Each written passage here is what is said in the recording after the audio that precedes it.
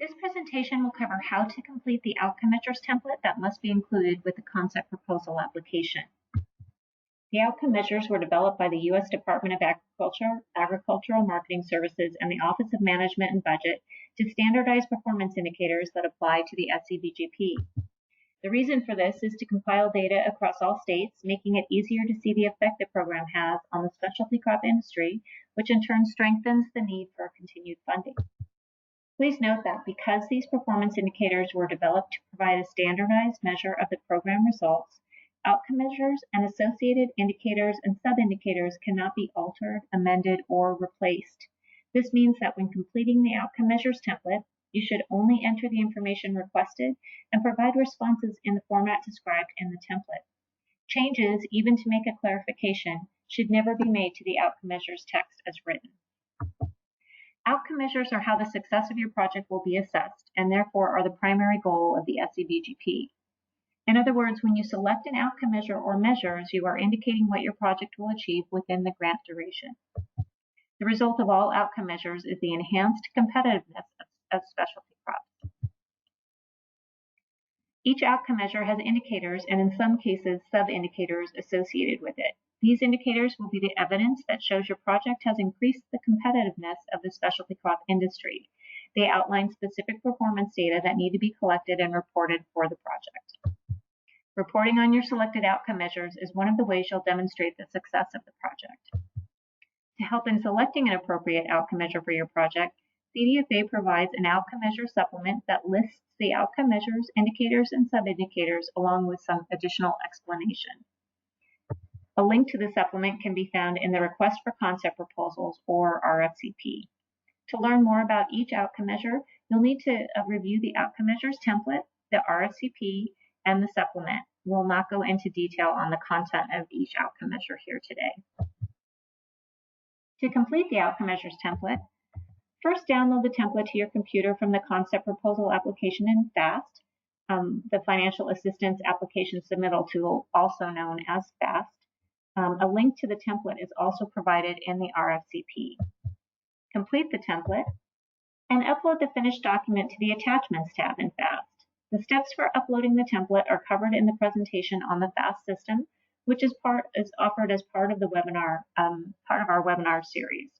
Please note that the outcome measures template must be uploaded as a Word document and should not be converted to any other file type, such as a PDF.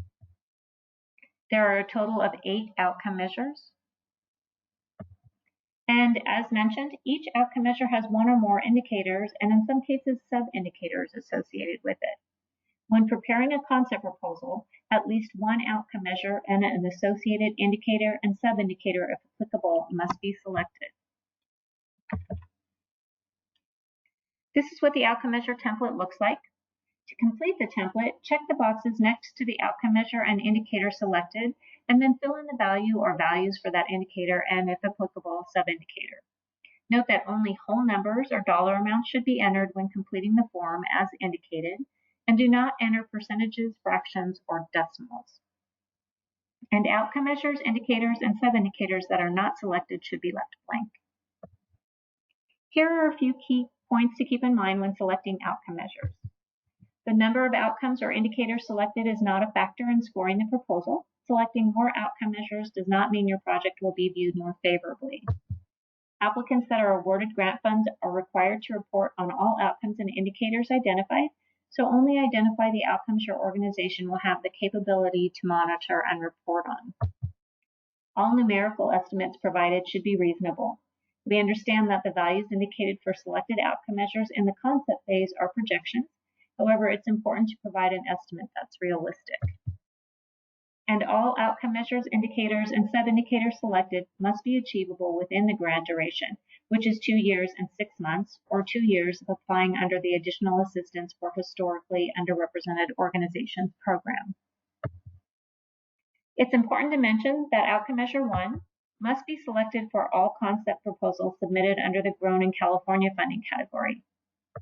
In addition, all marketing and promotion projects that focus efforts to sell, advertise, promote, market, and generate publicity, attract new customers, or raise customer awareness for specialty crops or a specialty crop venue must also select outcome measure 1 regardless of the funding category the proposal is submitted under. In addition, for outcome measure 1, the specific measure must be expressed as a dollar value and percentage increase of sales as a result of the marketing and/or promotion activities. It's necessary to measure actual sales figures resulting from marketing efforts against an established baseline to evidence an increase in sales. And for projects that don't already have a baseline of sales in dollars, one of the objectives of the project must be to determine a baseline during the grant period. For outcome measure 4, indicator 2, sub-indicator A, should measure adoption of the recommended practices as a result of project activities. Please note that this does not mean indicating the intention to adopt the recommended practices, but rather the outcome measure requires the measure of adoption or implementation of the recommended practices. And outcome measure 5, indicator 2, should measure the number of innovations adopted. Again, please note this does not mean indicating the intention to adopt innovations, but rather the outcome measure requires the measure of the number of innovations actually adopted or implemented. And lastly, for outcome measure 8, the difference between jobs and careers is that jobs are the net gain of paid employment, whereas new businesses created or adopted can indicate new careers. A beginning farmer is an individual or entity that has not operated a farm or ranch for more than 10 years and substantially participates in the operation. And a socially disadvantaged farmer is a farmer who is a member of a socially disadvantaged group. A socially disadvantaged group is a group whose members have been subject to discrimination on the basis of race, color, national origin, age, disability, and where applicable, sex, marital status, familial status, parental status, religion, sexual orientation, genetic information, political beliefs, reprisal, or because all or part of an individual's income is derived from any public assistance program. For each outcome measure and indicator selected, a description of the data collection methods that will be used to report on the progress of the outcome measure must be provided. This is where you'll provide details about the activities the project will conduct to collect data to measure and track the progress toward achieving the indicator or sub-indicator. This section should not include information regarding how work plan objectives or other aspects of the project will be measured or monitored that are not related to the outcome measure. We tend to see information about research methods for project activities or work plan objectives in this section, but that type of information should not be included here. Should a grant be awarded, recipients will be required to report on the selected outcome measures separately from the work plan objectives. The data collection box in the outcome measures template should describe the plan for collecting data and monitoring the selected outcome measures only. In addition, each outcome measure must have a complete response for the data collection methods. Do not include a comment that refers to other sections of the proposal, such as, for example, as described in a prior outcome measure or as described in the work plan.